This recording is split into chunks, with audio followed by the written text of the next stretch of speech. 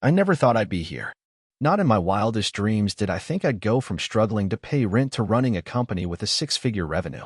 Let me take you back a few years, to when I was just an average guy trying to make ends meet. It all started when I graduated college, feeling like I had the world in my hands.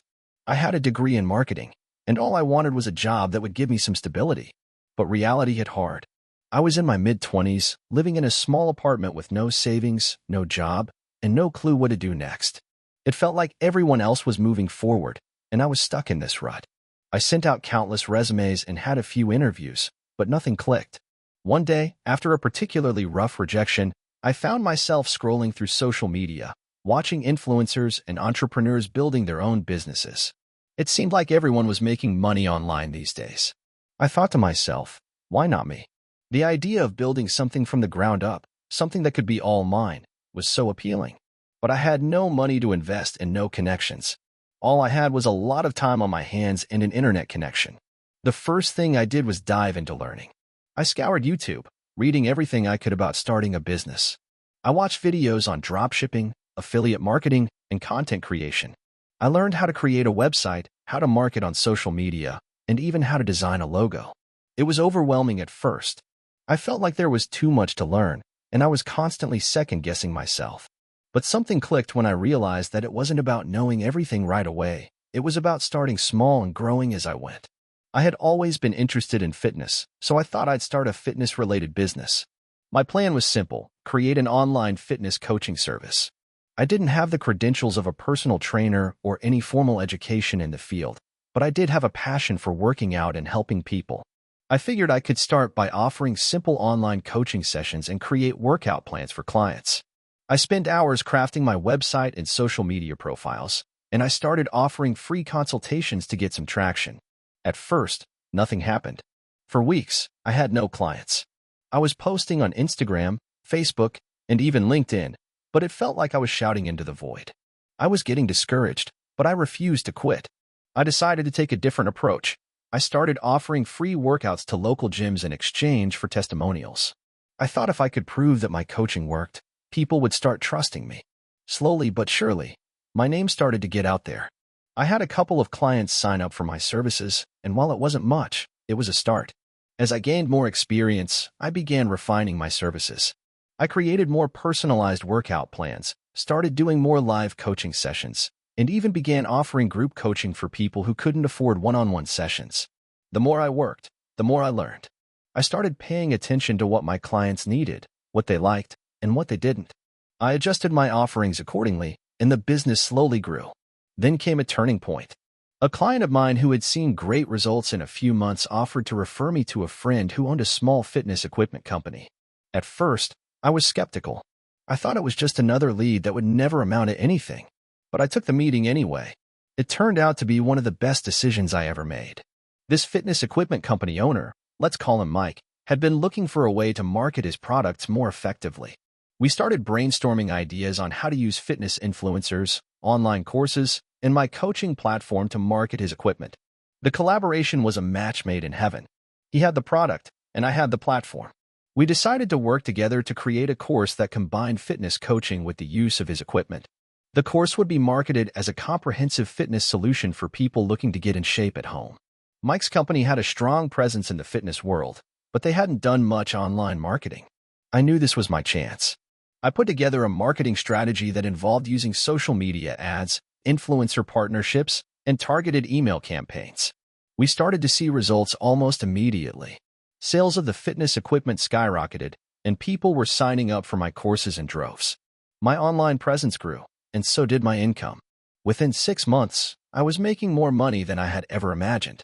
I was able to quit my day job and focus entirely on my business. I hired a small team of people to help with customer service, marketing, and content creation. But even though I had money and a growing business, I never stopped working hard.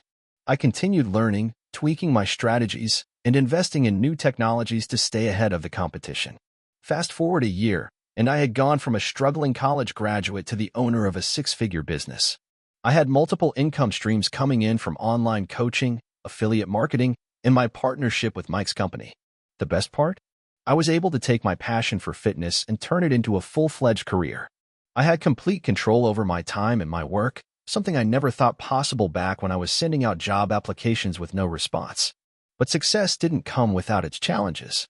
There were plenty of sleepless nights, missed opportunities, and moments where I felt like giving up. There were clients who didn't follow through with their fitness goals, tech glitches that halted my programs, and marketing campaigns that failed. But through it all, I kept moving forward, learning from my mistakes, and adapting. The most important lesson I learned is that persistence pays off. I'll admit, when I started, I had no idea what I was doing.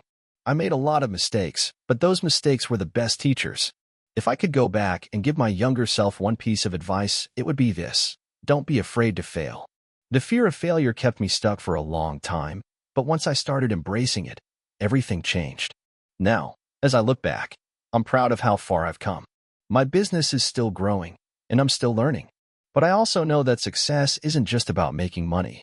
It's about the freedom to pursue what you love and the ability to help others along the way. I went from struggling to pay rent to helping people achieve their fitness goals, and that's something I never take for granted. If you're out there wondering if you can make it, just know this: you can.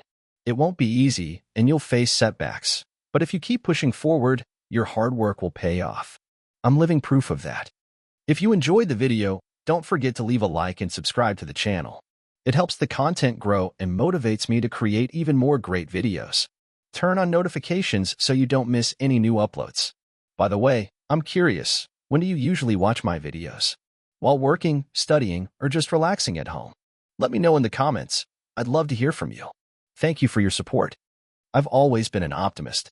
I know, it sounds cliche, but it's the truth. From the moment I started my first job as a teenager, I saw challenges as opportunities. Little did I know, that mindset would be tested to the extreme years later when I decided to leave the comfort of my steady career and chase a dream that seemed, at best, wildly ambitious. It started in 2017. I had been working as a marketing manager for a well-established tech company for almost 5 years. The paycheck was decent, the benefits were solid, and I had built up a comfortable routine. But inside, I was suffocating.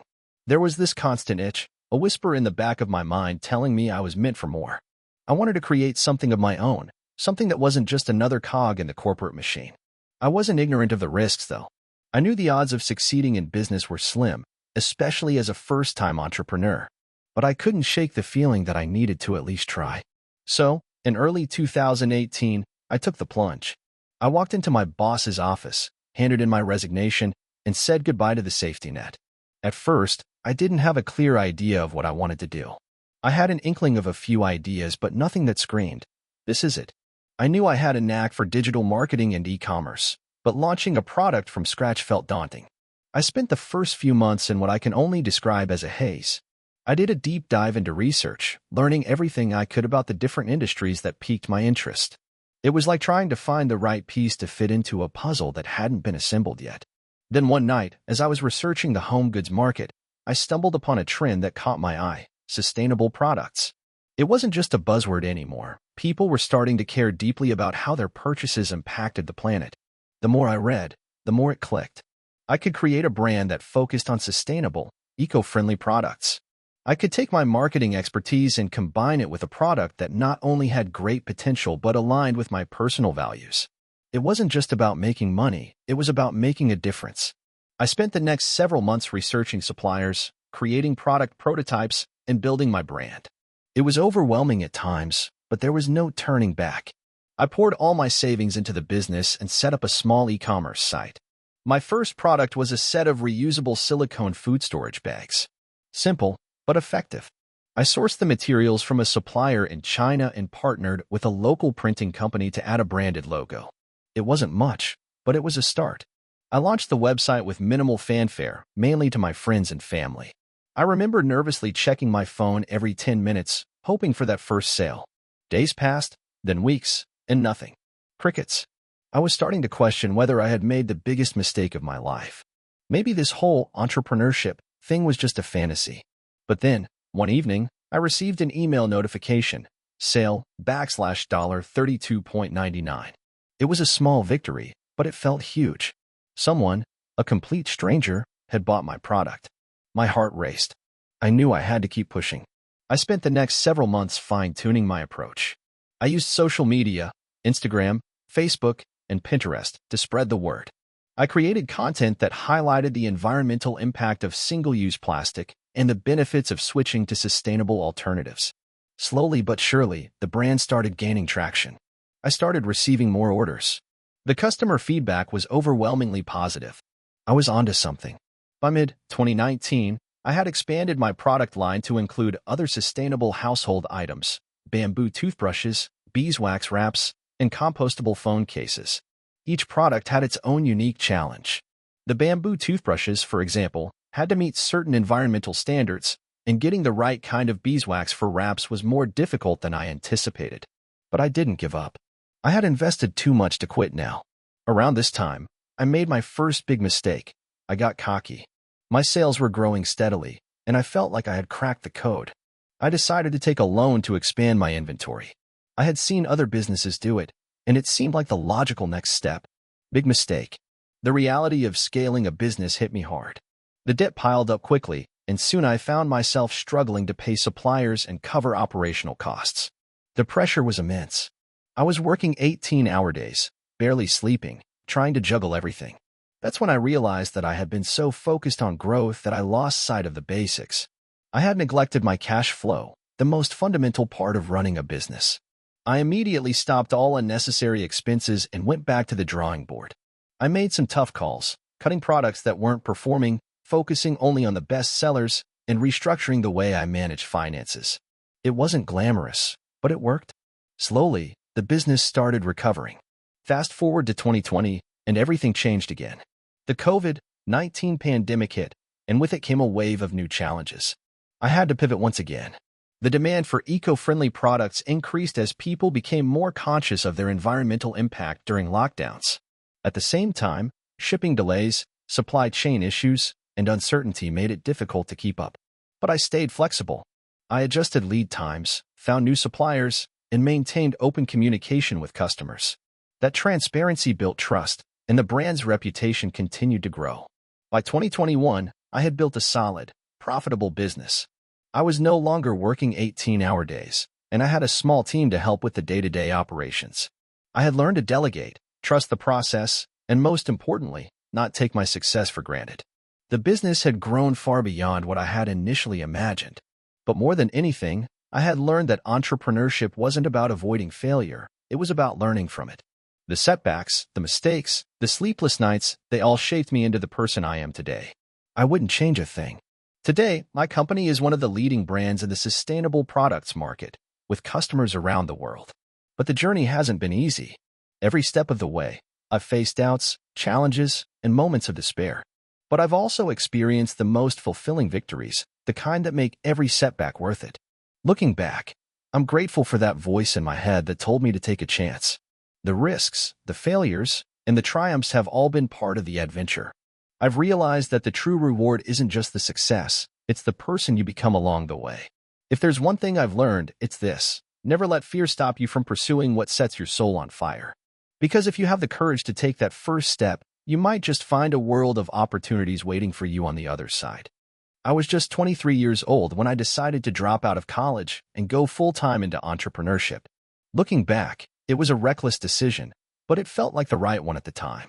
I had been obsessed with business since I was a teenager, watching Shark Tank late at night and reading every entrepreneur biography I could get my hands on.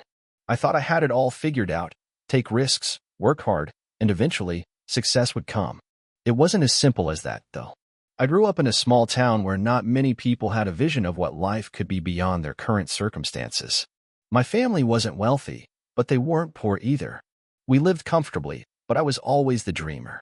I wanted something more for myself, something bigger.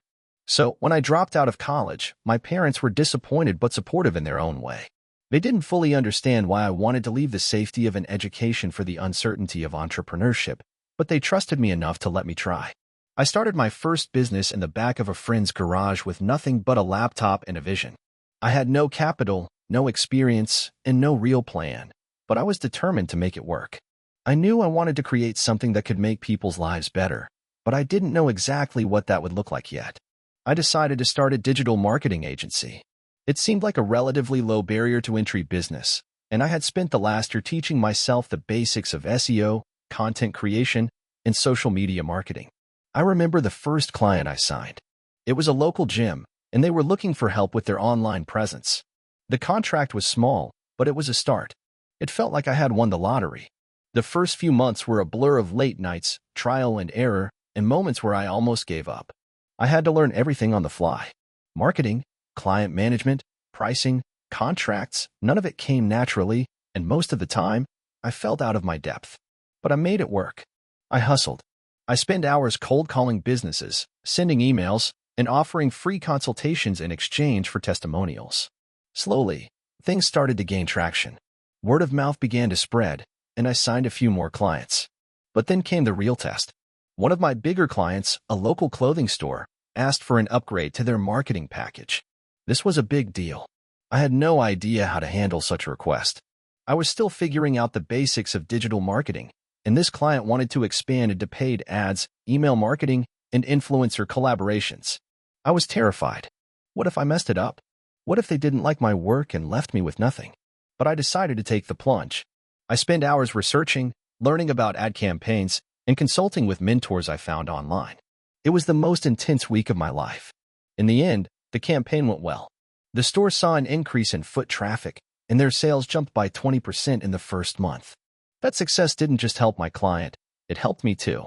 It gave me the confidence to believe that I could actually do this, that I wasn't just faking it.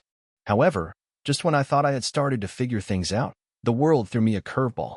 One of my biggest clients, the local gym, decided to end their contract because they weren't seeing the growth they expected.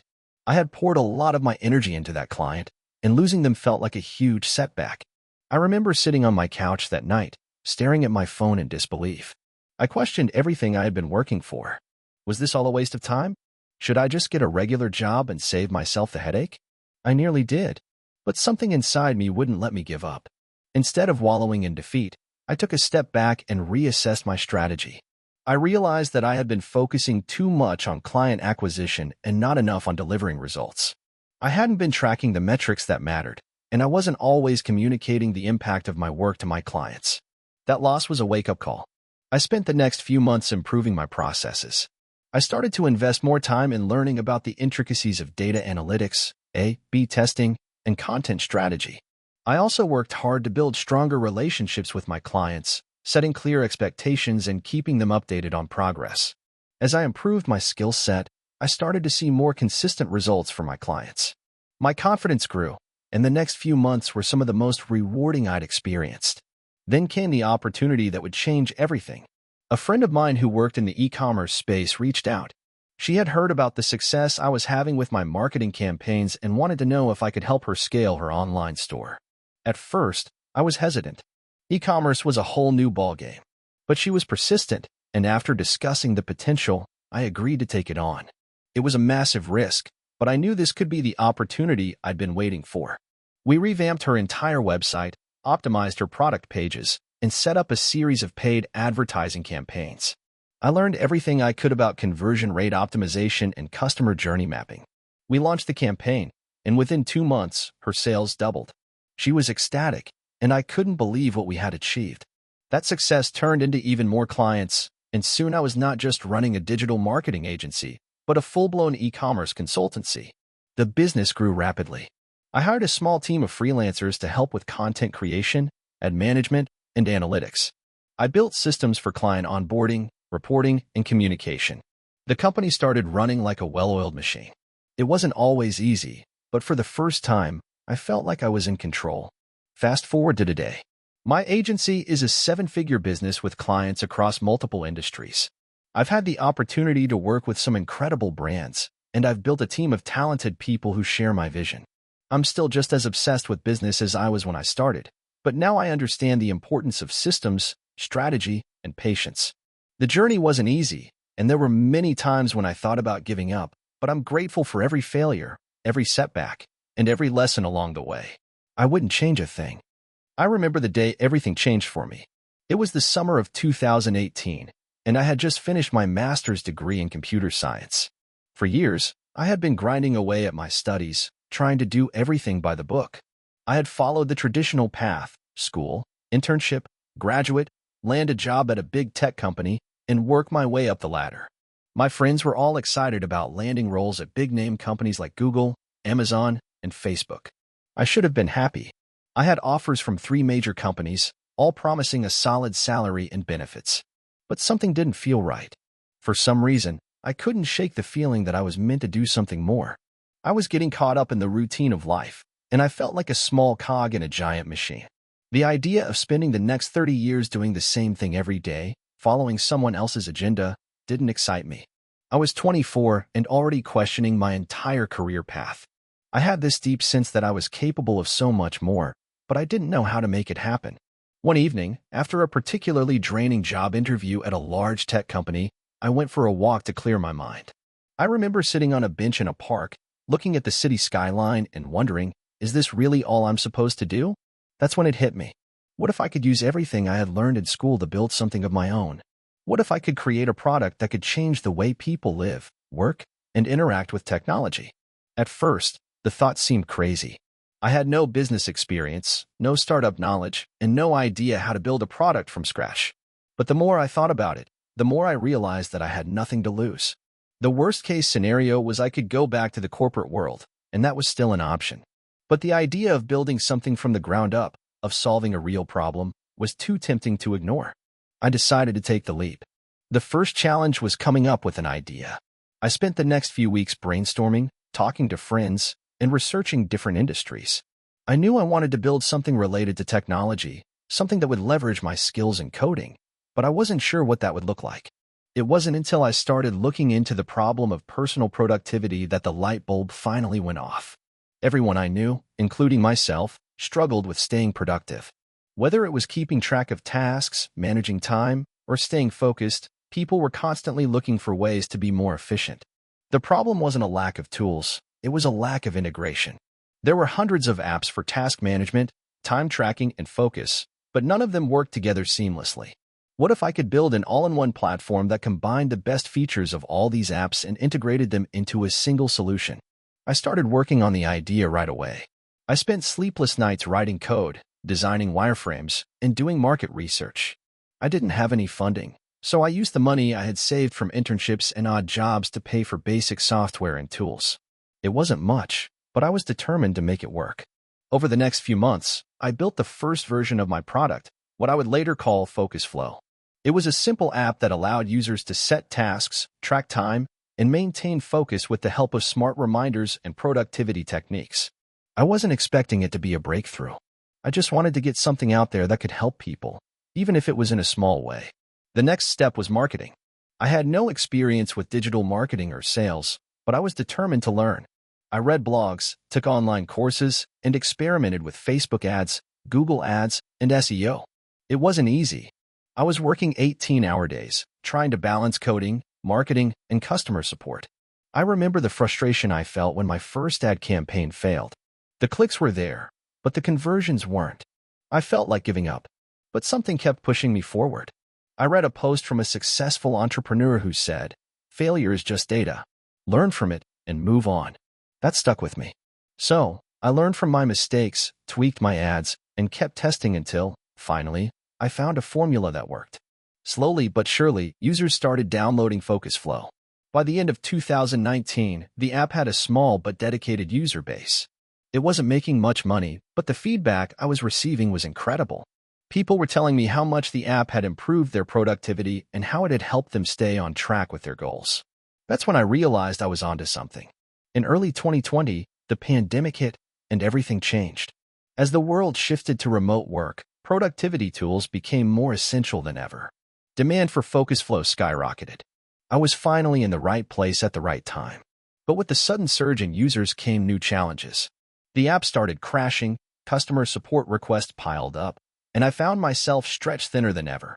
I had no choice but to hire a small team to help with customer support, development, and marketing. We launched new features, including integrations with popular tools like Slack and Google Calendar, and started seeing even more growth. By mid-2020, Focus Flow was making 6 figures in monthly revenue. It felt surreal. A year earlier, I had been questioning whether I was making a huge mistake by leaving the corporate world. Now, I had a thriving business and a team of dedicated employees who believed in the vision. In 2021, Focus Flow expanded internationally, and we started partnering with large companies to offer our tool as part of their employee productivity programs. I had gone from a solo entrepreneur working out of my tiny apartment to running a business with a team of 20 employees. I couldn't believe how far we had come. But success didn't come without its challenges. As the business grew, I had to learn to manage not just the product, but the people, the finances, and the overall direction of the company. I encountered plenty of moments of self-doubt and imposter syndrome. There were times when I felt overwhelmed by the pressure, and the fear of failure crept in. But I had learned to embrace failure as part of the journey. Every setback was a chance to grow. Today, Focus Flow is used by hundreds of thousands of people around the world. We've helped individuals improve their productivity and helped companies boost their employees' efficiency. And while the business continues to grow, I haven't forgotten the lessons I learned along the way. If there's one thing I want to share with anyone thinking about starting their own business, it's this: don't let fear hold you back. The fear of failure is real, but it's also part of the process. Every successful entrepreneur has faced setbacks, doubts, and failures. The key is to keep going, learn from your mistakes, and surround yourself with people who believe in your vision. Success doesn't happen overnight, but if you stick with it, you might just surprise yourself with what you can achieve. I had always been the type of person who thrived on routine, working a steady 9-to-5 job in a small tech startup that barely made enough to keep the lights on. For years, I had been content with this job, knowing exactly how much money was coming in every month and where I stood professionally. I didn't think I had the guts to do anything different, let alone take the plunge into entrepreneurship. But one day, everything changed. I was sitting in my cubicle when I overheard a conversation between two of my colleagues. They were discussing how one of them had started a small e-commerce business on the side, selling custom t-shirts. It wasn't some groundbreaking idea, just a simple concept with a personal twist: shirts with funny quotes, quirky designs, and pop culture references. The other person was asking how it was going, and the first guy, whose name I knew but never really talked to, casually mentioned that his side hustle had made him $8,000 in the last month. I was floored. At first, I didn't think much of it. After all, I had a steady paycheck and no reason to risk it. But then, the more I thought about it, the more I realized how easy it could be. They were selling simple designs with no massive inventory or complex logistics. Just print on demand and a website. I already had some basic knowledge of graphic design from high school, and I was pretty good with computers. Why couldn't I try something similar? I'll admit, I didn't dive in right away. There was hesitation, the fear of failing and losing everything I had built in my safe job. But after a few weeks of mulling it over, I decided to take the leap. I couldn't get the idea of creating my own business out of my head, and if I didn't at least try, I would regret it forever. That night, I stayed up late researching everything about starting an online business. How to choose a niche, how to create a website, how to handle payments, how to market your product. I even started drawing up some designs, playing around with ideas I thought people would like. It was an exciting, albeit overwhelming, journey, but I knew I had to make it happen. I remember the first time I clicked publish on my e-commerce store. It wasn't anything fancy, a simple Shopify site with a handful of products I designed, mostly inspired by the trends I'd seen around me. I was nervous but excited, wondering if anyone would even buy a single shirt. I told a few friends about it, posted it on social media, and waited. For the first few weeks, it was quiet. I got a couple of likes on Instagram, a few comments here and there, but no sales. I thought maybe I had done something wrong or that the idea just wasn't good enough. But I wasn't about to give up. Every day, I spent a little more time on marketing, refining my designs, and reaching out to influencers who might be interested in promoting my products. I used every free moment to improve my site, make my marketing sharper, and tweak my product offerings. Then, after about a month, something magical happened. I received my first order. I remember the rush of excitement I felt when I saw that email notification. It wasn't much, just one t-shirt. But to me, it was validation that all my hard work hadn't been for nothing. I couldn't believe someone actually wanted to buy something I created. From there, things slowly started to snowball. More orders came in, and I started experimenting with Facebook and Google ads. I wasn't spending a fortune, but I did start putting a little money into paid ads to see if they would bring in customers. I also worked hard on building an email list, sending out promotions, and engaging with my growing social media following. By the end of the second month, I had made around $3,000 in revenue, which was a massive win for me. But I wasn't satisfied. I wanted to scale. I kept reading about successful entrepreneurs, listening to podcasts, and constantly trying to improve my business in any way I could. Then, one day, I realized I was ready to go full-time. The revenue from my side hustle had started to outpace my day job salary. It was still a little nerve-wracking, but I felt like I had built enough of a foundation that I could make the leap. So I quit my 9 to 5. The first few months of working full-time on my business were challenging. The pressure was higher. There were no more guaranteed paychecks, no safety net. But I learned to hustle like I never had before. I focused on growing my brand, creating new designs, and building partnerships with influencers and other e-commerce brands. I also realized I needed to streamline operations. I couldn't handle everything myself. So, I hired a virtual assistant to help with customer service and an intern to help with marketing. That was a game changer. By the end of my first full year as an entrepreneur, I had made over $100,000 in revenue. It was unbelievable to me. I had turned something that started as a small, almost silly idea into a legitimate business. But I didn't stop there. I reinvested every penny back into my business, expanding into other product lines, improving my website, and scaling my marketing. 2 years after quitting my day job, I was making over $500,000 a year. I had a small team, a warehouse, and a thriving brand that sold products worldwide. It wasn't easy, and there were plenty of sleepless nights, mistakes, and moments where I doubted myself. But I had done it. I had turned my side hustle into a full-blown business. And while the success was incredible, the real reward came from the fact that I was finally in control of my own destiny. No longer bound by a cubicle, I could take vacations whenever I wanted, work on projects that truly excited me, and build a business that reflected my passions. More than anything, I had proven to myself that I could do something bigger than what I had ever imagined.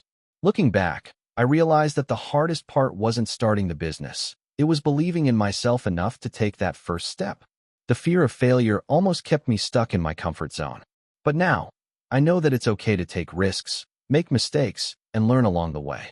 The key is to keep pushing forward, no matter how daunting it seems. If you're reading this and thinking about starting your own business, I say go for it. Don't wait for the perfect moment. Don't wait for all the stars to align. Just take that first step, no matter how small. Trust me, it will be worth it. You'll surprise yourself with what you're capable of. I had always been the type of person who thought the 9 to 5 grind wasn't for me. From a young age, I watched my parents work long hours just to make ends meet. I remember the endless mornings my dad would leave the house at 6 a.m., only to return after 7 p.m. My mom was no different, working a second job just to help with the bills. Despite their hard work, they never seemed to get ahead. I knew I didn't want that for my own life. At first, I didn't have a clear plan on how to escape the cycle. I had a couple of jobs after high school, but nothing stuck. I worked at a local fast food restaurant, then moved on to a retail job, and then spent some time in a call center. All of these jobs paid the bills, but I wasn't growing. There was no passion, no excitement, no future. I felt stuck, but I didn't know what else to do. Then came the turning point. One day, while sitting at my desk in the call center, a thought struck me like lightning. Why am I working for someone else, making them money, when I could be making money for myself? I didn't have a degree in business or any technical expertise, but I had something that couldn't be taught, an intense desire to be free. I began reading everything I could find on entrepreneurship. I started with books, then moved on to online articles, podcasts, and YouTube videos. I devoured it all. At the same time, I realized I needed to start small. I wasn't ready to quit my day job yet, but I could at least start learning how to build a side income. I had a bit of savings saved up from my jobs, so I figured I could use that to fund my experiments. I spent the next few months testing different side hustles.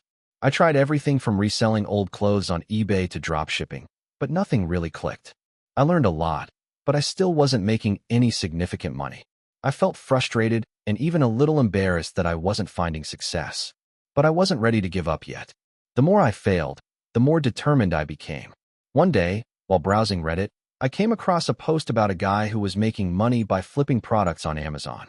I hadn't really thought much about Amazon as a way to make money, but after reading that post, I decided to look into it. I learned that you could buy products in bulk and sell them individually on Amazon for a profit. This was it, the opportunity one had been looking for. I spent hours researching how to get started. I found wholesalers, learned about Amazon FBA, fulfilled by Amazon, and figured out how to list products. It took time, and I had to make a lot of mistakes along the way. I bought products that didn't sell, miscalculated pricing, and even got scammed by a few shady suppliers. But I kept going. I started small, sourcing products from local stores and reselling them on Amazon. In the first month, I made a couple of $100. It wasn't much, but it was something. As the months went on, my sales began to grow. I started to figure out what products worked and which ones didn't. I refined my processes, and eventually, I was making enough to consider quitting my day job. I remember the day I decided to take the leap. I had just had another long day at the call center. My boss was breathing down my neck about a minor mistake, and I knew that I couldn't do this anymore. I called my boss the next morning and handed him my resignation. That was a terrifying moment. I had no idea if my Amazon business would actually work out long-term. But at that point, I had no choice. It was sink or swim. In the following months, things started to take off. I reinvested everything I made into new inventory, and my sales grew steadily. It wasn't easy. There were days when I would wake up at 5 a.m. to prepare orders, spend hours sourcing new products, and stay up late to handle customer service issues. But the freedom I felt was worth it. I was no longer bound by the constraints of a 9-to-5 job, and I was finally making money on my terms. Then, I made another leap. I realized I could scale the business by hiring help. I couldn't do everything myself. I hired a few people to help with inventory management, customer service, and even product sourcing. It wasn't always smooth sailing, but slowly, my business grew even bigger. I started making more money than I had ever imagined. I took on more employees, invested in better tools and software, and even started selling internationally. Eventually, I hit a point where I needed to hire a manager to run the day-to-day operations of the business. I wanted to keep growing, but I didn't want to burn out. I found a great person who shared my vision, and they helped me take the business to the next level. We expanded into new product categories and started building a brand. That's when I realized the business was no longer just about making money. It was about creating something that could last. But it wasn't always smooth sailing. Like any business, there were setbacks. There were slow months, problems with suppliers, and a few customer complaints that nearly caused me to panic. But each time something went wrong, I learned from it. I realized that failure wasn't the end. It was just part of the process. I kept focusing on solving problems, learning new things, and improving my business. Over time, I built a company that provided jobs for others and became a trusted name in the marketplace. Fast forward to today, and my life is completely different. I'm no longer working at a call center. I don't have to answer to anyone, and I have the freedom to spend my time the way I want to. I can travel, spend time with my family, and pursue other passions. I've built a business that now generates 7 figures in annual revenue, and it all started from a simple idea while sitting at my desk, frustrated with my job. I've learned a lot along the way, but if there's one thing I want to share with anyone thinking about starting their own business, it's this: don't give up. There will be days when you want to quit. There will be setbacks. But if you stick with it, if you keep learning, and if you keep pushing yourself, success will come. You might not know exactly how it will happen, but it will. Just keep going. My journey as an entrepreneur began not in a sleek office or with a large sum of investment, but in the basement of my childhood home. Growing up, I never imagined that I would one day be the owner of a multi-million-dollar company. I was a quiet kid, more interested in reading about technology and business than hanging out with friends. My parents were immigrants who worked tirelessly to provide for our family, and I admired their work ethic. But I also knew I didn't want to follow the same traditional path of getting a job and working for someone else. It all started when I was about 15. I had just been gifted my first computer by my uncle. It wasn't the latest model, but it was enough to get me hooked on technology. I spent hours learning how to build websites, create simple programs, and fix hardware. I was the go-to person in my neighborhood whenever someone's computer broke down. That's when the first seed of entrepreneurship was planted. By the time I turned 18, I had learned enough to start freelancing. I would design websites and help small businesses with their online presence. At first, it was just a side hustle, a way to make some extra cash while I was in college. But the more I worked with clients, the more I realized that many of them didn't have a real understanding of the technology they were using. They didn't understand the importance of good website design, digital marketing, or how to properly manage their online reputation. This gave me an idea. What if I could help businesses not just with web design, but with a comprehensive digital strategy? I wasn't sure where to start, but I knew that I needed to position myself as more than just a web designer. So, I began taking online courses on digital marketing, SEO, content creation, and social media management. I spent every free moment I had learning new skills. Eventually, I felt confident enough to offer more complete digital marketing services to my clients, but I quickly ran into a problem. I had no idea how to run a business. I was good at the technical side of things, but managing finances, dealing with contracts, and communicating with clients professionally were things I had no experience with. The early years of my business were tough. I made countless mistakes. I missed deadlines.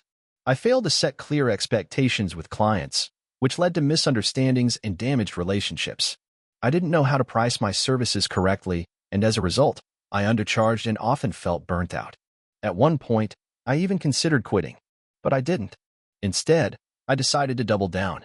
I started reading everything I could about business, marketing, and entrepreneurship. I listened to podcasts, attended webinars, and read books by successful entrepreneurs. I reached out to mentors, some of whom had built their businesses from the ground up. One of the most important lessons I learned was that failure wasn't the end, it was part of the process. Success didn't come overnight, and the path to it was filled with obstacles, but each mistake was a learning experience. The turning point came when I decided to invest in my brand. I realized that I wasn't just offering a service, I was offering a solution to a problem.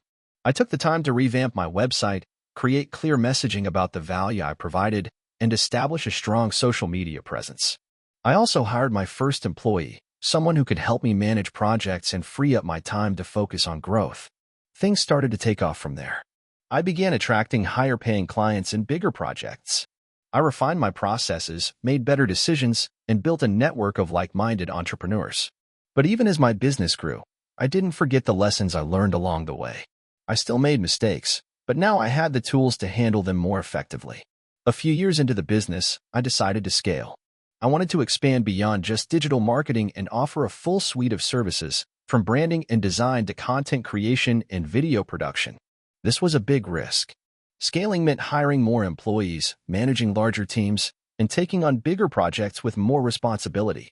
I was nervous, but I knew it was the next logical step. As I scaled, I encountered new challenges. Managing a growing team was a different skill set altogether, and I had to learn how to lead effectively. I had to learn how to delegate tasks, trust my team, and provide clear direction. It wasn't always smooth sailing, but slowly, I started to see the fruits of my labor. The growth of my business also brought the opportunity to work with some amazing clients. I began partnering with well-known brands, which opened even more doors. In the process, I learned that networking and building relationships were just as important as the work I was doing. Over time, I built a reputation for delivering high-quality results and providing exceptional customer service. But it wasn't all about the money. One of the most rewarding aspects of running my business was seeing the impact I had on my clients. Many of the small businesses I worked with were able to grow and thrive as a result of the strategies I implemented. It was incredibly fulfilling to know that I was helping people achieve their dreams. Fast forward to today, and my company is now a full-service digital agency with a team of over 50 people. We work with clients in various industries, from e-commerce to healthcare to entertainment.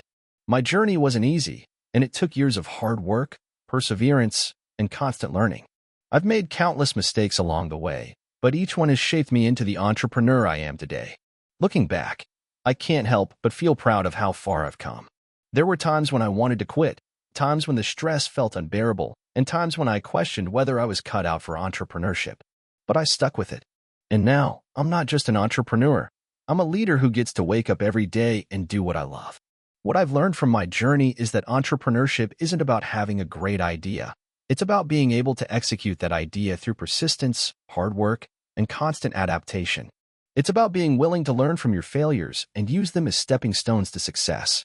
And most importantly, it's about believing in yourself when no one else does. I hope that my story can inspire others who are just starting out or are considering taking the leap into entrepreneurship. It's not an easy path, but if you stay committed, keep learning, and never give up, you can achieve more than you ever thought possible. The road ahead may be long and filled with challenges, but with determination, anything is possible. I'm sure most of you have heard the phrase, follow your passion. Well, I'll admit, I used to think that was total nonsense. It wasn't until I hit rock bottom that I realized how true it was. The following is my story of how I went from a struggling freelance graphic designer to running a multi-million-dollar design agency that now works with Fortune 500 companies. It's been a wild ride, and it all started when I was living paycheck to paycheck and barely scraping by. Let me rewind to 2014. I was in my late 20s, living in a small apartment in a less-than-ideal part of the city. I had just graduated with a degree in graphic design, and like so many others, I thought I would land a cushy job in a big company. Spoiler alert, that didn't happen. Instead, I found myself freelancing, picking up whatever small gigs I could find online. The pay was terrible, the clients were demanding, and the job itself was unfulfilling. At first, it wasn't all bad. I had flexibility, could work from home, and didn't have to answer to a boss. But soon, the novelty wore off. The reality was that I wasn't making enough to pay my rent, let alone save anything for the future. I was constantly stressed out about money, spending hours on designs that clients nitpicked without ever truly appreciating my work. To make matters worse, I was constantly competing with designers from countries where the cost of living was much lower, so the competition was fierce. One day, I was particularly down after hearing from a client who refused to pay me for the work I had done because they changed their mind. I was drowning in debt and unsure how to move forward. I had spent years studying design, but it felt like I was getting nowhere. I thought, maybe I've made the wrong choice. Maybe this whole dream job thing is just a lie. But that night, something clicked. I was sitting at my desk, scrolling through Instagram, when I stumbled upon a post from a successful entrepreneur I had been following. He said something that stuck with me. If you want to change your life, stop doing what you're doing and do something different. It hit me like a ton of bricks. I had been waiting for success to fall into my lap instead of actively creating it. I had been taking the easy route, accepting low-paying freelance jobs that weren't fulfilling. It was time to stop making excuses and take ownership of my future. The next day, I made a decision. I would build a business around the design work I was already doing, but this time, it would be different. I wasn't going to just be another freelance designer. I was going to create a design agency that would serve larger companies and provide value beyond just a logo or a website. Now, the road from that moment of realization to success wasn't easy. I didn't have a business plan, a client list, or a network to back me up. But I had something more valuable, determination. I started by learning everything I could about building a business. I devoured books, took online courses, and listened to podcasts. I knew that I needed to learn the ins and outs of running a company, from marketing to managing clients to building a brand. In 2015, I officially launched my design agency, which I called Pixelcraft. I had no funding, no employees, and no idea what I was doing, but I had a vision. I wanted to help companies stand out with unique, creative designs that captured their brand's essence. At first, I was still doing everything myself, designing, client communication, invoicing, marketing, and sales. I didn't have the luxury of hiring anyone to help me, so I did it all. The first few months were tough. I barely got any clients. I was struggling to get my name out there, and even when I did land a gig, it was usually for a small startup with a tight budget. But I stuck with it. I reached out to small businesses and offered to design their logos, websites, and marketing materials for a low price just to build my portfolio. The goal was to prove myself, get testimonials, and gain some credibility. Slowly, the word started spreading. As my portfolio grew, I started getting bigger and better clients. By late 2016, I had my first big break. A medium-sized e-commerce company reached out to me for a complete redesign of their website. The budget wasn't huge, but it was enough for me to finally hire my first employee, a front-end developer who could help with the technical aspects of the project. I'll never forget that project. It was the first time I felt like a real business owner, not just a freelancer. It was the first time I had a team working with me, and the client was thrilled with the final product. They paid me on time, referred me to other companies, and I gained a lot of confidence in my ability to run a business. By 2017, Pixelcraft had grown to a team of 4 people. We were working on larger projects, and I was starting to make a profit. But growth brought its own set of challenges. Managing a team wasn't as easy as I thought it would be. I had to learn how to delegate, keep the team motivated, and manage expectations. And, of course, there were still plenty of sleepless nights, especially when clients didn't pay on time or when we hit roadblocks on projects. But each challenge taught me something new about running a business. In 2018, things started to accelerate. We secured a few big contracts with established companies, which allowed us to invest in marketing and hire more talent. I stopped doing the design work myself and focused on overseeing projects, handling client relationships, and growing the business. By the end of 2019, we had expanded to a team of 12 people, and our revenue had doubled every year since we started. The turning point came in 2020 when we were approached by a major retail brand that wanted us to handle their entire digital presence. It was a dream client, and securing that deal felt like I had finally made it. That contract alone generated enough revenue for Pixelcraft to scale rapidly, hire more people, and take on even bigger clients. We were now a fully functional agency that handled everything from branding and web design to digital marketing and social media strategy. Today, Pixelcraft is a multi-million-dollar design agency with over 50 employees.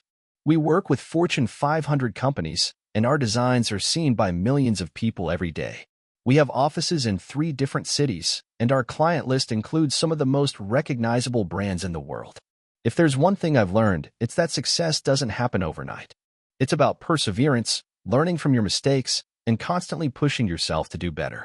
There were countless moments when I thought about quitting or when I felt like I wasn't good enough. But in those moments, I reminded myself why I started, because I was passionate about design, and I believed in my ability to build something meaningful. I'm not telling you this to brag or boast. I'm telling you this because I want you to know that it's possible. If you're stuck in a situation where you feel like you're not living up to your potential, take a step back and ask yourself what you really want. Sometimes, the answer isn't as simple as taking the safe job or following the traditional path. Sometimes, the most rewarding things come when you take a leap of faith and build something from scratch. It's hard, it's messy, but it's worth it. Hey, friends, if you enjoy this content, don't forget to like the video and share your thoughts in the comments. We really want to know what you like and what can be improved. What do you think of the video? Are there any topics you'd like to see in future videos? Your feedback really helps us get better. Thanks for being with us. I grew up in a small town, the kind where everyone knows your name and your business. My family wasn't poor, but we definitely weren't rich. My dad worked as a mechanic at the local auto shop, and my mom was a schoolteacher. We lived a modest life, but there was always one thing my parents taught me: hard work would get you anywhere. Growing up, I was always the kid who tinkered with things. I loved taking apart gadgets, not because I was some child prodigy, but because I loved the challenge of figuring out how things worked.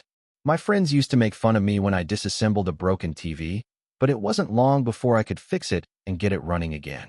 I guess you could say I've always been a bit of a problem solver. Fast forward to high school.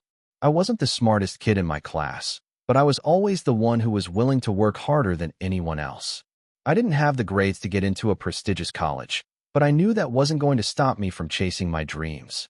I spent my weekends doing odd jobs, fixing lawnmowers, computers, anything I could get my hands on. It was then that I realized I had a knack for turning broken things into something useful.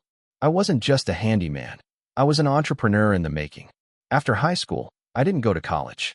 Instead, I saved up every penny I could and started my first business, a small repair shop that specialized in fixing electronics and appliances. I called it Revive Tech. I didn't have a fancy office or a big marketing budget, but I had something that was even more important: a relentless work ethic and a willingness to learn. In the beginning, business was slow. I was working out of a small, dingy garage behind my parents' house. I would take whatever job I could, no matter how small or insignificant it seemed.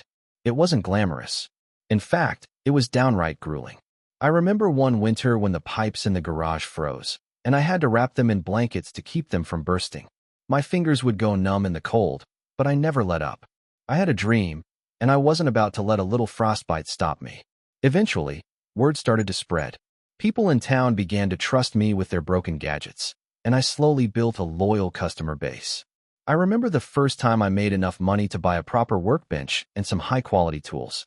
It felt like I had hit the jackpot. But I didn't stop there. I kept learning, kept improving my skills, and kept reinvesting every cent I made into growing the business. But then, just as things were looking up, disaster struck. One of the biggest clients I had, an electronics retailer, pulled out of our contract. I had put all my eggs in one basket, and now that basket had crumbled. The feeling of panic set in. I had bills to pay, employees to support, and a reputation to uphold. I spent sleepless nights brainstorming solutions, trying to figure out how to save the business. After weeks of stress, I realized that the key to moving forward wasn't just about fixing broken gadgets. It was about providing value to my customers in a way no one else was. So, I decided to pivot. I started offering tech consulting services, helping small businesses integrate technology into their operations. This wasn't easy, and it wasn't cheap, but I believed in the idea. The transition wasn't seamless. I had to convince clients that I knew more than just how to fix a broken computer. I had to show them that I understood how technology could help their businesses grow. Slowly but surely, I gained traction. My reputation grew beyond just the small town I started in. I began attracting clients from neighboring cities, and eventually, I expanded into a full-service tech consulting firm. It wasn't long before I realized that in order to scale, I needed to hire more people. I brought in a few trusted employees, people who were as dedicated as I was to providing top-notch service. I gave them equity in the business, hoping that they'd have the same long-term commitment to growth that I did. I didn't just want employees, I wanted partners. As we grew, the challenges didn't stop. In fact, they got bigger. There were months when I worried we wouldn't make payroll, or when I had to let go of employees who weren't up to the task. But with each setback, I learned more about running a business, how to manage cash flow, how to hire the right people, how to market effectively. It was a steep learning curve, but I embraced it. Then came the biggest breakthrough of all. We were contacted by a tech startup that was struggling to implement their software across multiple industries. They needed a consultant, and after a few rounds of discussions, they hired us. This was a game changer. Not only did we get paid handsomely, but the exposure was incredible. We were now working with some of the biggest names in the industry. In the years that followed, our business continued to grow exponentially. We were no longer just a small repair shop. We were a full-fledged technology solutions company. But I never lost sight of where I came from. I still carried that same work ethic with me. Every day was a new challenge, and I embraced it. One of the biggest things I've learned on this journey is the importance of failure. Without those early setbacks, without the times I thought everything was going to fall apart, I wouldn't have learned the lessons that helped me build something meaningful. Success didn't come overnight, but through persistence, adaptability, and a willingness to take risks, I turned my small garage business into something much bigger than I ever imagined. Today, Revive Tech is a multi-million-dollar company, and I'm proud of how far we've come. But I'm not done yet. There are still more mountains to climb, more challenges to overcome. I'm still the same guy who used to fix broken electronics in a cold garage. The difference is, now I'm doing it on a much larger scale. Looking back, I often think about the advice my parents gave me when I was growing up. Hard work will get you anywhere. It wasn't just a cliche, it was the truth. But it wasn't just hard work. It was the willingness to learn, to fail, and to keep moving forward no matter what. That's what got me here. And that's what will keep me going. If there's one thing I've learned, it's this. Success doesn't come from avoiding failure. It comes from learning how to fail forward. And if you can do that, you can build something truly great. I did, and I hope others will too. I never thought I'd become an entrepreneur. In fact, the idea of owning a business was so foreign to me that it seemed laughable. I was just another college kid who wasn't sure what he wanted to do. I graduated with a degree in communications, which didn't exactly scream future CEO. I had no real job experience, no business acumen, and definitely no capital to start something from scratch. But looking back, it was the mix of desperation and opportunity that pushed me toward entrepreneurship. It all began during my last semester of college. I was living in a small apartment with a few roommates in a city known for its expensive real estate and ridiculous living costs. Rent was eating up most of my student loans, and by the time graduation was approaching, I had no job lined up. I thought I would be able to cruise into a cushy office job with some advertising firm or marketing agency, but those dreams quickly faded when reality hit. No one was hiring, not even the internships that I had applied to. With every rejection letter, I began to panic. I could see my friends moving on to their postgraduate lives, signing contracts, and walking into offices with briefcases. Meanwhile, I was stuck. No job, no career path, no direction. Then, one day, I was sitting in a cafe trying to distract myself from the impending doom of my future. I was scrolling through my phone, half listening to the chatter around me, when I overheard a conversation that caught my attention. Two people were discussing a small business idea they were working on, something about a product that could make life easier for people working from home. The specifics didn't matter. What grabbed me was the passion in their voices. For some reason, that conversation sparked something inside me. I began to wonder, could I do this? Could I create something that people needed, something that could solve a problem and, at the same time, make money? I wasn't totally clueless. I had a decent grasp of digital marketing and social media thanks to some freelance gigs I had done in the past. I was always the go-to guy for creating Instagram campaigns and running small ad strategies for friends who were trying to promote their businesses. But could I turn that into something more? I knew that if I was going to make this work, I had to find a problem to solve. It was clear that the market for work-from-home products was exploding. With the pandemic still lingering, remote work was now the norm for many people. I started thinking about the issues I personally faced working from home: bad posture from sitting at a desk for hours, constant clutter, distractions from everything around me. What if I could create a solution to one of these problems? After weeks of research, brainstorming, and countless hours on Google, I landed on an idea: a portable, adjustable standing desk that could easily be set up anywhere. Something that would allow people to work comfortably from home without breaking their backs. I thought it could be a game changer, especially for those who were struggling to stay productive while dealing with bad home office setups. Now, here came the next hurdle. I didn't have any money to create a prototype, let alone build a company. So, I did what any broke college graduate would do. I turned to crowdfunding. I spent weeks putting together a crowdfunding campaign.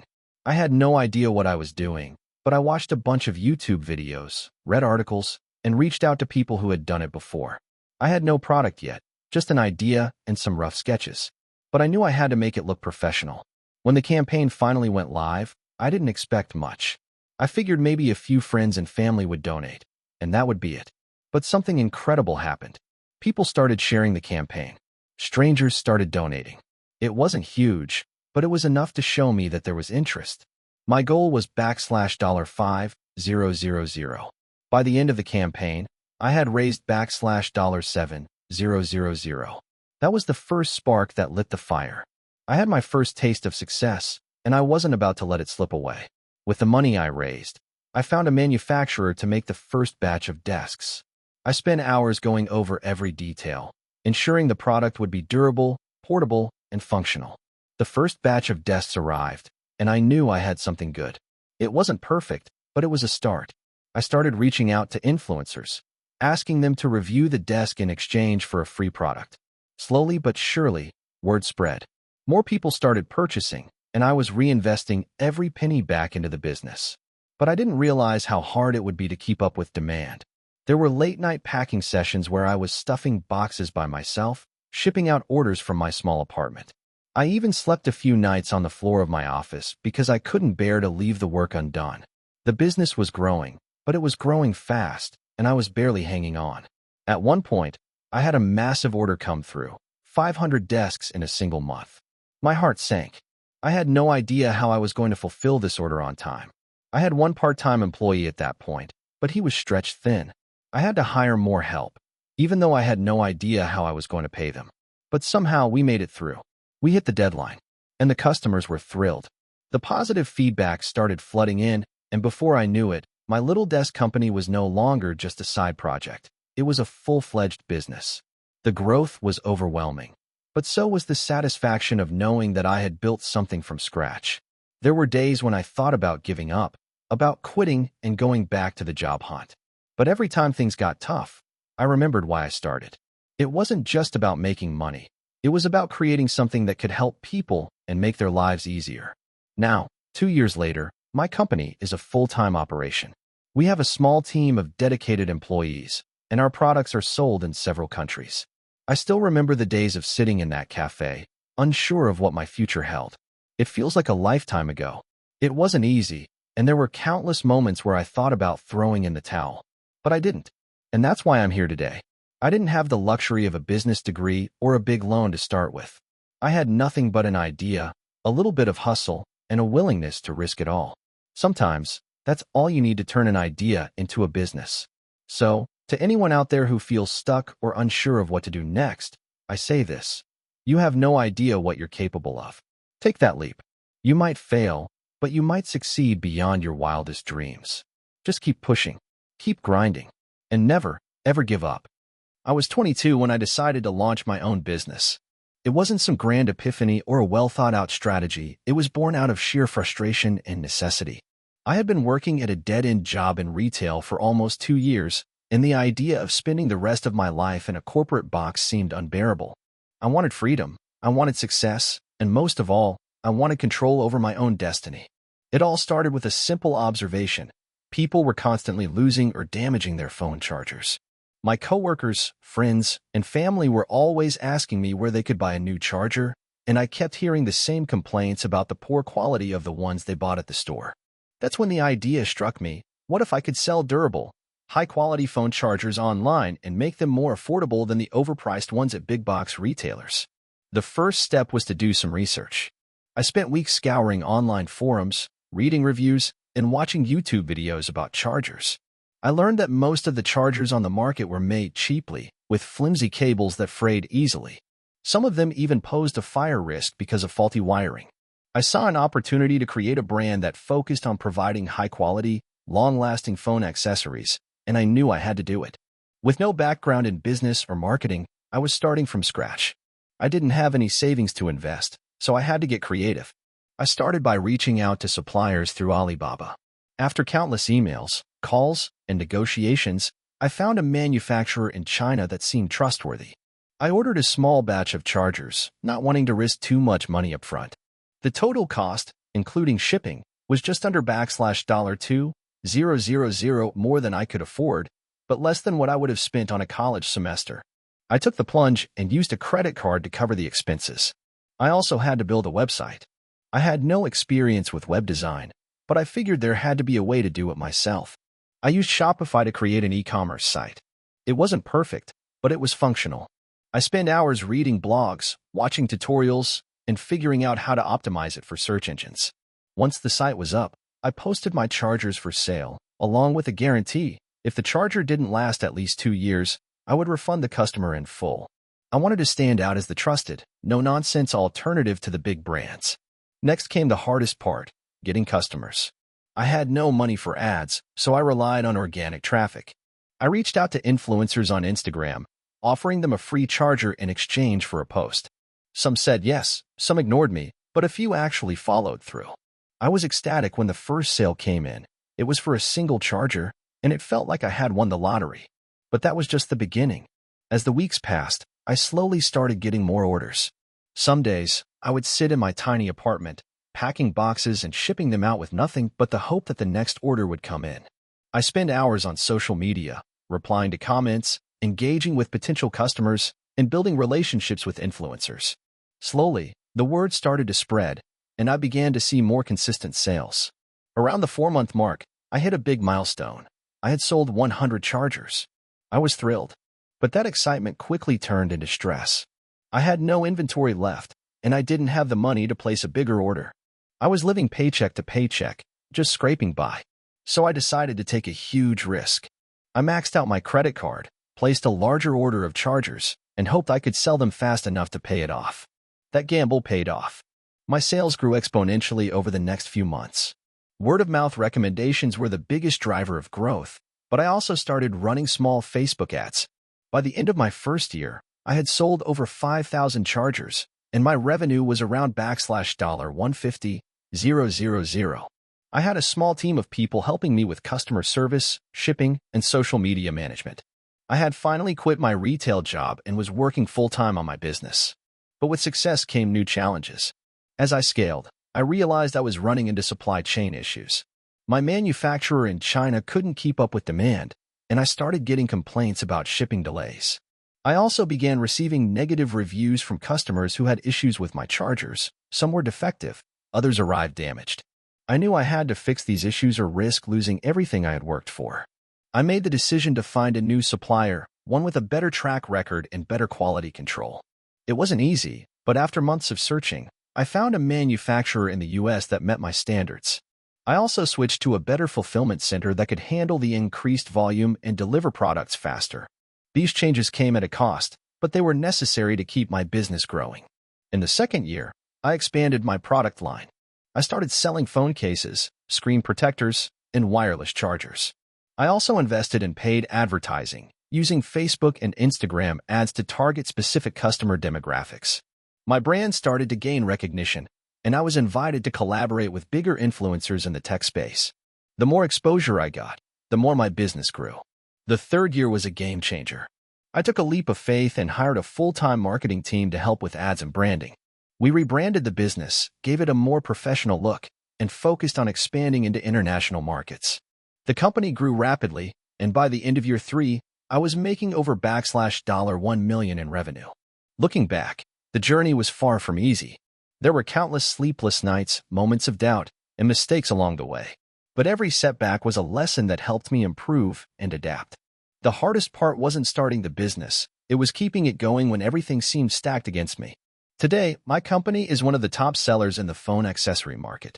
We've expanded into several other product categories, and I now have a team of 50 employees. We're not just about selling phone accessories anymore. We've created a brand that people trust and love. I'm living a life I could have only dreamed of a few years ago, but I don't take it for granted. Entrepreneurship is a marathon, not a sprint. I know the journey isn't over, but I'm proud of how far I've come. And to think, it all started with a simple idea to sell phone chargers. I always thought that running a business would be this glamorous, well-oiled machine, with a slick office, plenty of employees, and everything running smoothly. In reality, it's been the hardest thing I've ever done. But let me start from the beginning. Back in 2012, I was just like any other 22-year-old college graduate. I had dreams, but no idea how to make them happen. I was in debt from student loans, had a job that paid the bills but didn't ignite any passion in me, and I was living paycheck to paycheck. I had an entrepreneurial spirit, but no clear direction on how to channel it. My friends were already starting their careers, buying houses, and making plans for the future. I was stuck in a cycle of working just to get by, which made me feel more lost than anything. I remember one night, sitting in my tiny apartment, scrolling through Instagram. There were these influencers and entrepreneurs posting pictures of their amazing offices, high-end clients, and their jet-set lifestyles. They were living the dream. It made me feel like I was on the outside looking in. It wasn't that I envied their success. It was that I wanted to be there too. I realized I was wasting time, and if I didn't start doing something, I'd be stuck in this rut forever. So, I did something radical. I quit my job. It wasn't a snap decision. I spent months planning, saving, and figuring out how I could make it work. I didn't want to make the same mistake as so many people I knew, quitting without a plan. I wanted to give myself the best shot at success, so I spent hours researching industries that interested me, learning skills that could help me, and brainstorming business ideas. After months of trying to figure it out, I landed on an idea. I would create a digital marketing agency. I'd always been fascinated with online marketing, especially social media. I had experience running small campaigns for local businesses and had seen firsthand how effective digital marketing could be. It seemed like the perfect opportunity. The problem was, I didn't know anyone in the industry. I didn't have a network or any big clients. I was just one guy with a laptop and a dream. I started my agency, which I called Digital Surge, with nothing but a website and a handful of freelance gigs. I was offering social media management, content creation, and basic SEO services. I didn't know where to find clients, so I started reaching out to small businesses in my area, offering free consultations. I'd drive around town with a stack of business cards and talk to anyone who would listen. I was met with a lot of rejection, but I was determined. In the beginning, it was rough. I was doing everything myself: client outreach, designing websites, writing content, managing ads, and even answering customer service emails. I was burning the candle at both ends, working late nights and weekends just to keep things moving forward. I had a few clients who paid me a couple $100 for my services, but it wasn't enough to cover my expenses. I had to dig deep into my savings just to survive.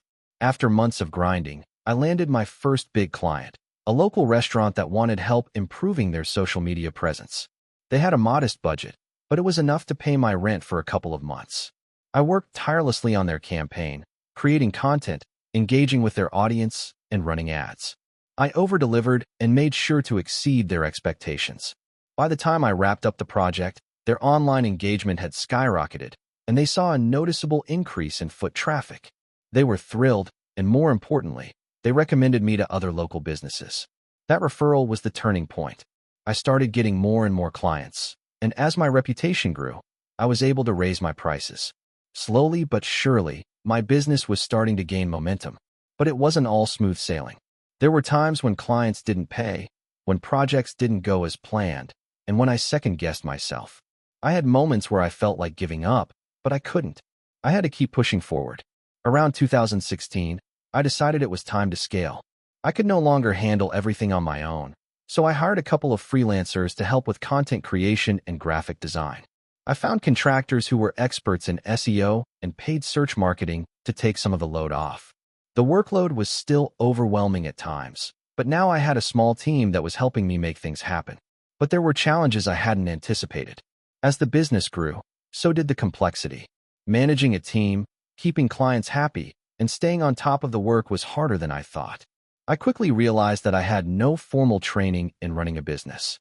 I was just a guy trying to make it work, but it wasn't enough. I was spending more time on administrative tasks than doing what I loved, marketing. That's when I decided to invest in myself. I enrolled in business management courses, read books on leadership, and attended seminars to learn how to better manage my team and grow my agency. This was a game changer. I started to implement better systems, delegate more effectively, and prioritize the growth of the business. I also made sure to take care of my mental health. It was easy to get caught up in the hustle, but I learned that rest and balance were essential to staying productive. By 2018, my agency had grown significantly. We had a full-time team of 10 employees, and we were serving clients in various industries, including fashion, tech, and health. We had more clients than we could handle, but we were still running into cash flow issues. The problem was that our billing cycle wasn't aligned with when we actually did the work, and there were delays in payments. This issue almost sank the company. I had to make some tough decisions, like cutting costs, asking clients for upfront deposits, and renegotiating contracts. It was painful, but we survived. In 2019, we brought in an operations manager to streamline processes, and things started falling into place. By 2020, Digital Surge was officially profitable, and we were growing at a steady pace. Then, the pandemic hit. It was a challenging time for everyone. A lot of clients put projects on hold or reduced their budgets, but others saw the value in doubling down on their online presence. We had to pivot and adapt quickly. We started offering virtual event management, remote team training, and even e-commerce solutions to help businesses stay afloat. Fast forward to 2023, and Digital Surge is now a 50-person agency with a portfolio that includes national and global clients. We've helped launch successful campaigns for some of the biggest names in e-commerce, tech, and retail. But despite the success, I still remember the struggles of those early days, those sleepless nights, the financial uncertainty, and the constant doubt. If there's one thing I've learned from this experience, it's that success doesn't come easily. It takes grit, resilience, and a willingness to keep going even when things get tough. And more importantly, it takes the ability to adapt, learn from mistakes, and invest in yourself. Entrepreneurship is a wild ride, but looking back, I wouldn't change a thing. I've been an entrepreneur for almost a decade now, and I've seen both the highest of highs and the lowest of lows. I want to share my journey with you, hoping that maybe someone reading this can learn from my mistakes and successes. It all started when I was in college. I was a mediocre student at best. I didn't have a clear direction, and I was just going through the motions, trying to figure out what I wanted to do with my life. During my sophomore year, I started a small online business. It wasn't much, but it was a start. I was selling products I bought wholesale and resold them online for a small profit. It wasn't glamorous, but I didn't care. I enjoyed the freedom, and the idea of making money without answering to anyone was intoxicating. At first, I failed, miserably. I didn't know much about marketing, didn't understand pricing, and certainly didn't know how to manage inventory. But what I did have was time and a relentless drive to figure things out. I watched YouTube videos, read blogs, and spent hours researching. Slowly, things started to click.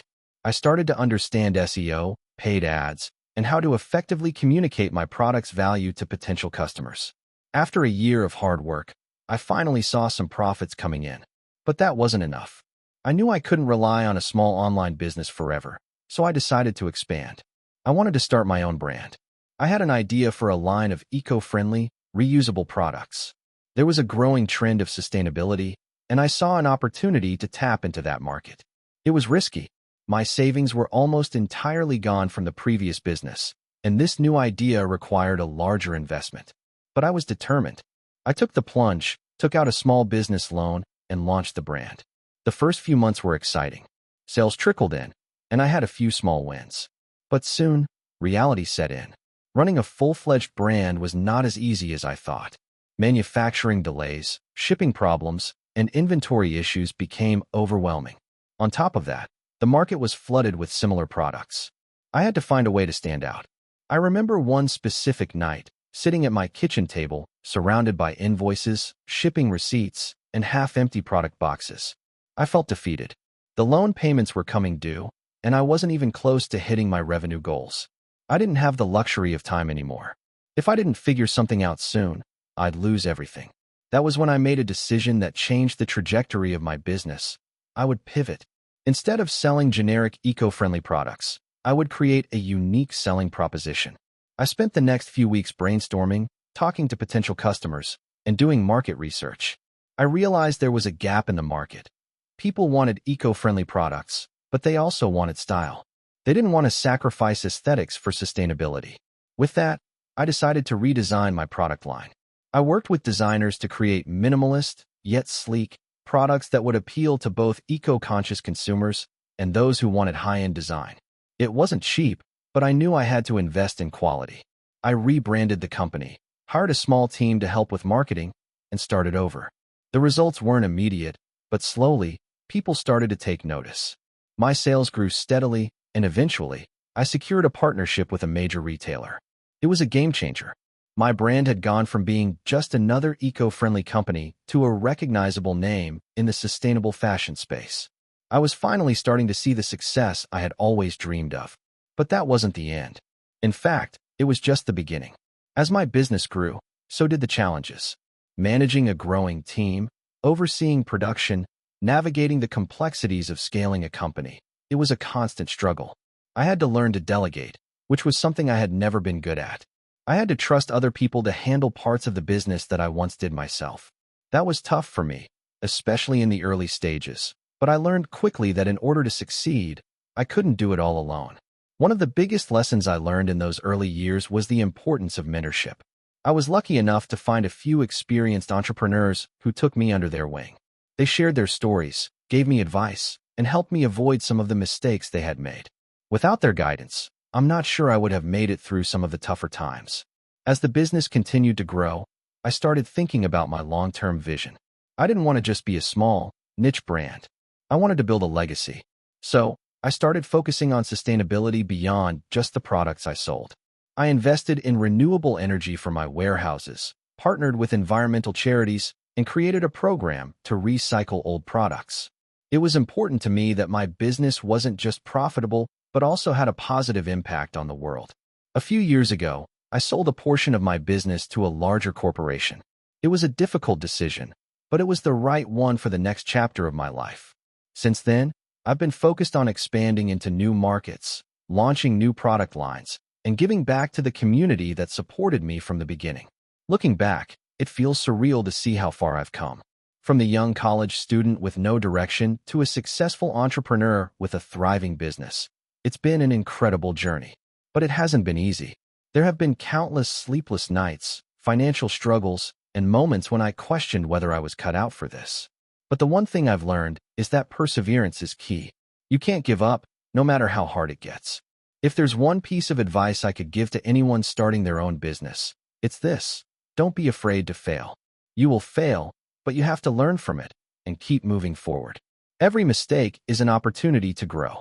Surround yourself with people who believe in you, even when you don't believe in yourself.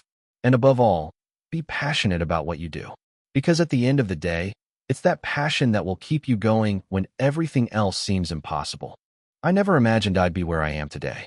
From struggling to make ends meet, scraping by on side gigs, to building a company that now generates 7 figures a year. Looking back, it feels surreal. But let me take you through my journey. It's a roller coaster of highs, lows, and everything in between. The story starts back in 2015, when I was living in a tiny apartment in Chicago. I had just graduated with a business degree and was working as a part-time sales associate in a retail store while applying for jobs everywhere. I had an idea of what success looked like, but I had no clue how to get there. All my friends were starting to climb the corporate ladder, and I was still trying to figure out how to pay rent each month. I was getting pretty discouraged. One night, after yet another rejection letter from a job I really thought I was going to land, I found myself scrolling through social media, wondering what the heck I was doing with my life. That's when I saw an ad for an online course about starting your own business. I'd never thought of entrepreneurship in a serious way before. It always felt like something only certain people could do. People with money, connections, or a great idea. But something in that ad clicked. I thought, why not? What's the worst that can happen? I signed up for the course, even though I was barely able to afford it. I figured I'd give it a shot and learn something that could help me get ahead. The first few modules were about mindset, how to think like an entrepreneur, how to identify problems worth solving, and how to test ideas before diving in. It was a game changer. For the first time, I started seeing the world differently. Instead of looking at problems as obstacles, I started seeing them as opportunities. But I still had no idea what kind of business I wanted to start. I dabbled with a few ideas, drop shipping, blogging, affiliate marketing, but none of them felt right. Everything seemed so oversaturated, and I didn't have the budget to compete. I was stuck. That's when I noticed something interesting happening at the retail job I was still working at. Customers were increasingly asking for personalized products, things like custom t-shirts, mugs, and phone cases. I'd always been a creative person, so the idea of personalized items felt like something I could actually pull off. I researched suppliers, studied print-on-demand services, and watched dozens of YouTube videos on how to start an online store. The more I learned, the more I became obsessed. The idea of building a business around something creative, something that could stand out in a crowded market, felt right. I decided to launch my own online store for custom design products. I called it Unique Impressions. I didn't have much money, so I started with a shoestring budget. I built the website myself using a template, created designs on Canva, and signed up with a print-on-demand service that would handle all the production and shipping. I didn't have to invest in inventory, which was a huge relief. All I needed to do was drive traffic to my site. The first few months were a struggle. I barely made any sales. I spent hours every day posting on social media, experimenting with ads, and trying to get the word out. There were days when I doubted myself, wondering if I was wasting my time.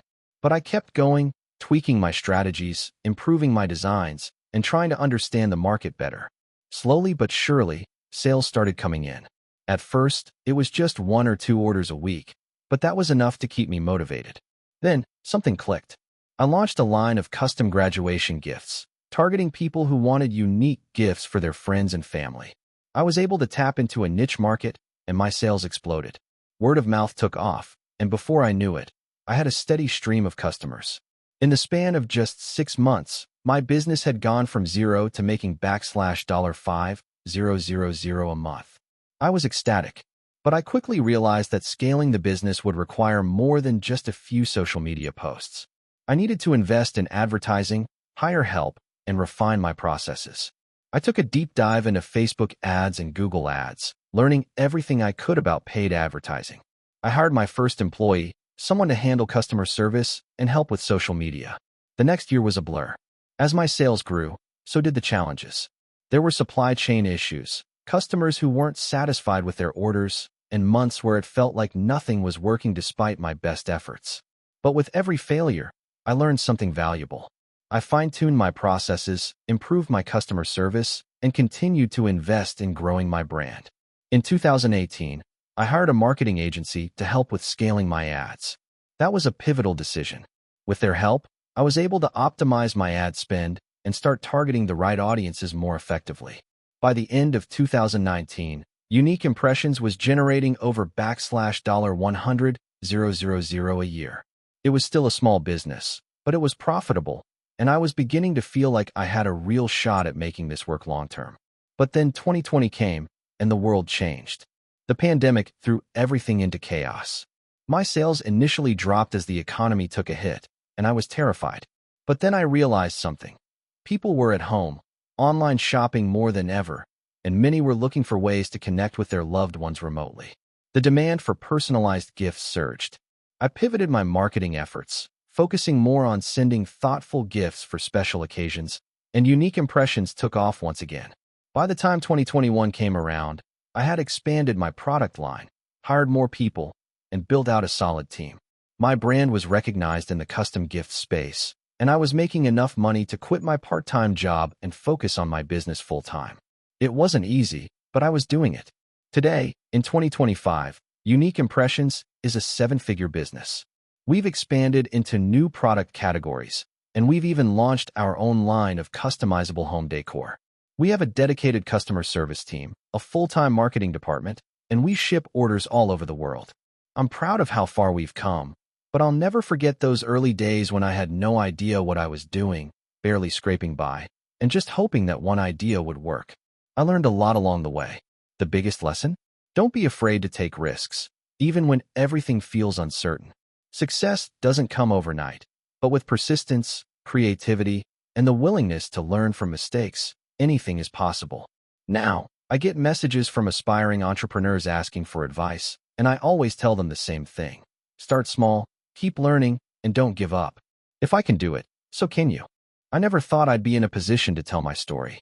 In fact, for most of my life, I had been that guy who watched successful people from the sidelines, wondering if I could ever achieve what they did.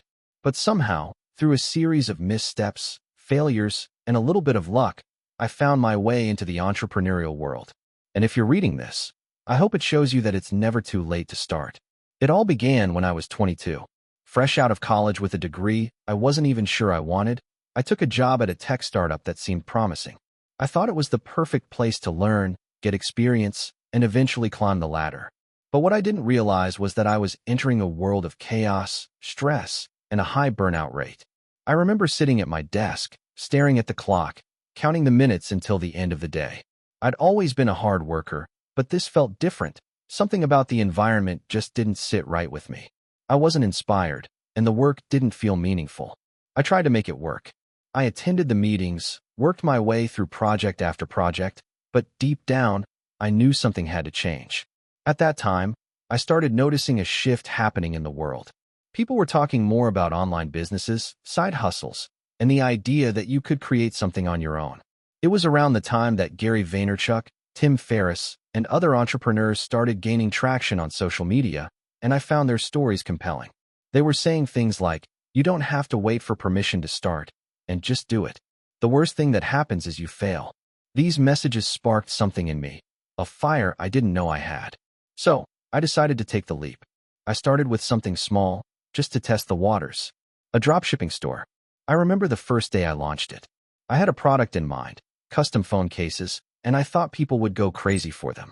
I spent hours setting up the website, doing all the research on how to advertise, and trying to learn everything I could about Facebook ads.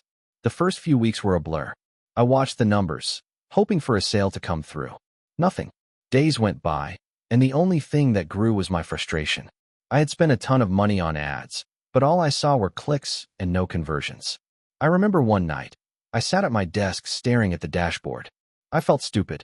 I thought to myself, how could I be so dumb? Why would anyone buy from me? I don't know what I'm doing. I should just quit. But there was something that kept me going. Maybe it was my stubbornness.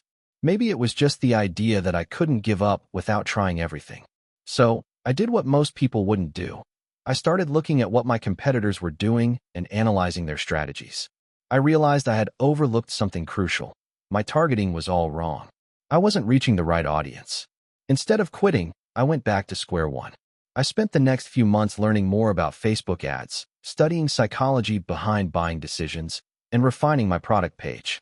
Slowly, I began to see results. It wasn't anything massive at first, but there were small wins. A few sales here, a few more there. And then, something clicked. The more I worked on it, the better I got. I learned to optimize my ads, tweak my store's design, and implement strategies to increase conversions. Eventually, after about 6 months, I hit my first milestone $10,000 in sales. It wasn't life-changing money, but for a guy who had spent years in a job he hated, it felt like a huge victory. That's when I knew I was onto something. But it wasn't all smooth sailing from there. The following year, I decided to take the plunge and leave my job. I didn't have a huge cushion saved up, and I wasn't exactly rolling in cash, but I figured that if I didn't give it a full shot now, I would always wonder what might have been. So, I quit my 9 to 5 and went all in. This was where the real struggle began. Running a business isn't glamorous. The first few months were a roller coaster of emotions. Some days, I felt on top of the world, with sales coming in and the business growing. Other days, I felt completely overwhelmed, like I was drowning in a sea of tasks.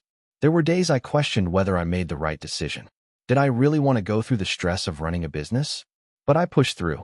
I had no choice. Along the way, I learned so many valuable lessons. Lessons that no textbook or course could ever teach me. I learned about the importance of customer service, the value of being adaptable, and most importantly, the power of persistence. There were countless times I wanted to throw in the towel, but I reminded myself of why I started in the first place: freedom. I wanted to create something of my own, and I wasn't going to let a few setbacks stop me. After about 2 years of grinding, I decided to scale the business. I started outsourcing some of the tasks that were eating up my time, like customer support and social media management. I also began expanding my product line, offering new items that were in line with the brand I was trying to build. But scaling was harder than I expected. My systems were not as efficient as I thought they were, and managing a growing team came with its own set of challenges. I had to learn to delegate, trust my team, and let go of the control I was so used to. But it all paid off. Today, I run a 6-figure business.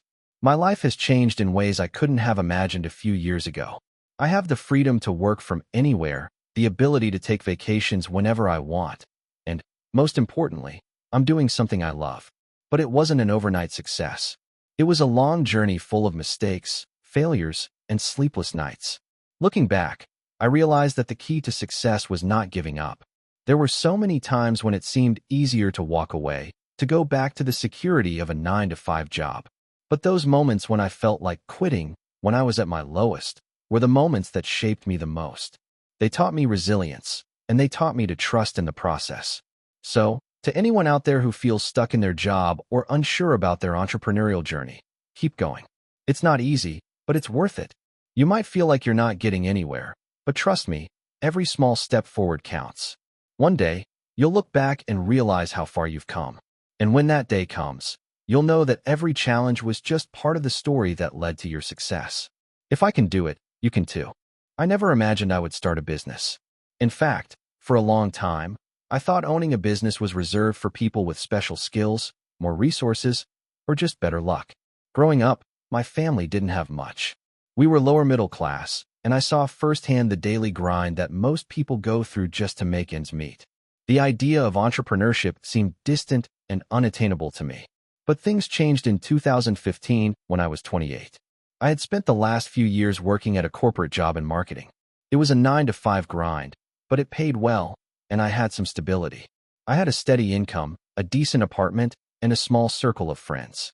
But I wasn't fulfilled. The corporate world wasn't for me. I didn't like the monotony of sitting behind a desk all day, working on campaigns I didn't believe in for clients I didn't care about. I found myself daydreaming at my desk, wishing I could break free and do something that actually excited me. One day, I was having lunch with a friend who was also in the marketing world, and I mentioned that I wanted to leave my job and start something of my own.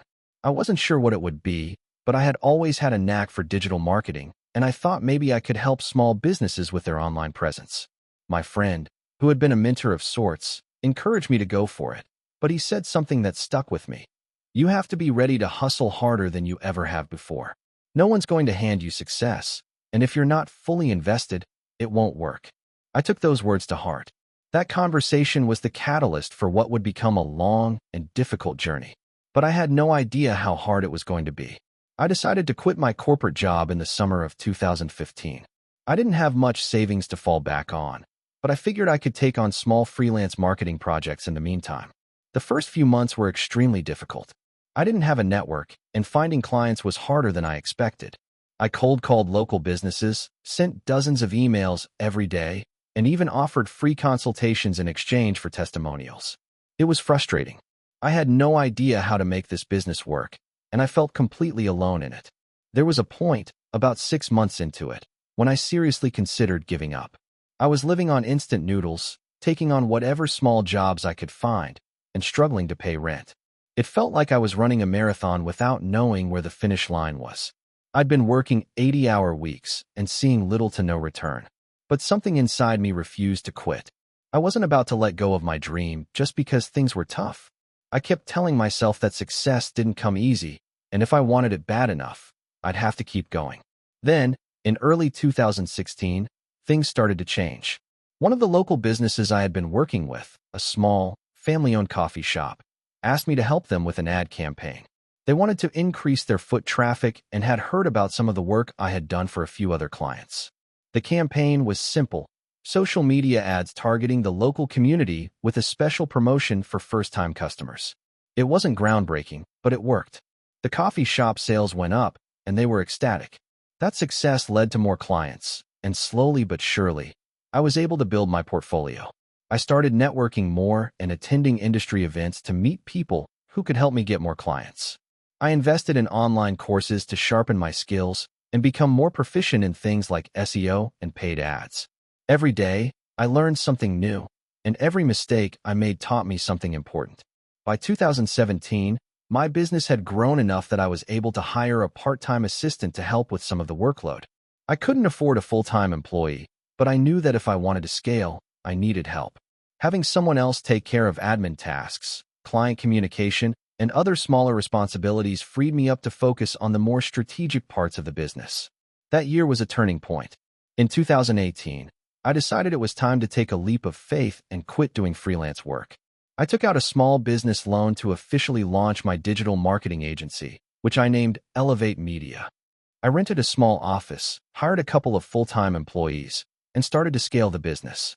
I invested in better marketing tools, software, and systems that could help me automate processes and serve more clients efficiently. The next few years were a whirlwind. The agency grew, and I started to land bigger clients. We worked with a range of industries: e-commerce stores, healthcare businesses, real estate agents, and tech startups. We specialized in paid media, social media marketing, and SEO, and we were doing well. But as the business grew, so did the challenges. Managing a team of employees, keeping up with the ever-changing landscape of digital marketing, and dealing with difficult clients became part of my daily routine. In 2020, during the early days of the pandemic, business slowed down for a lot of companies. Many of our clients paused their ad campaigns or cut back on their budgets. This was a tough period for us, but it also became a learning experience. We pivoted and started offering virtual events, webinars, and online courses for businesses that were trying to adapt to the new normal. We also launched a digital marketing strategy for restaurants to help them transition to online orders and delivery. By 2021, Elevate Media had fully recovered and was stronger than ever. We had expanded our client base, brought on new team members, and diversified our services. We had built a solid reputation, and we were one of the top digital marketing agencies in our city. But looking back, I still remember the struggles. The late nights, the doubt, the fear of failure. But through it all, I never lost sight of the bigger picture. Fast forward to today, and Elevate Media is thriving. We have a team of 30 full-time employees, a roster of incredible clients, and multiple offices across the country. My personal life is more balanced now, and I'm able to take time off when I need it. But the road to success was never linear. It took years of grinding, learning, and pushing through adversity. If there's one thing I've learned through this entire process, it's that success doesn't happen overnight. It's a long, difficult journey full of ups and downs. There were moments when I thought about quitting, moments when I thought I wasn't cut out for this, but I'm glad I didn't give up. The key to entrepreneurship is persistence. It's about showing up, even when things seem impossible. Starting Elevate Media was the hardest, but best decision I've ever made. Today, I feel incredibly proud of how far I've come. But it wasn't just about building a business. It was about building resilience, learning from failure, and trusting the process. If you're reading this and you're stuck in a place where you feel like giving up, I want to tell you, don't quit. Keep pushing, keep learning, and most importantly, believe that you have what it takes to make it. Success is waiting on the other side of your hard work and persistence. Thank you for watching until the end. If you enjoyed this video, don't forget to like and subscribe to the channel so you won't miss new videos. Also, leave a comment. I'd love to hear your thoughts. Your support and engagement mean a lot to me. See you in the next video.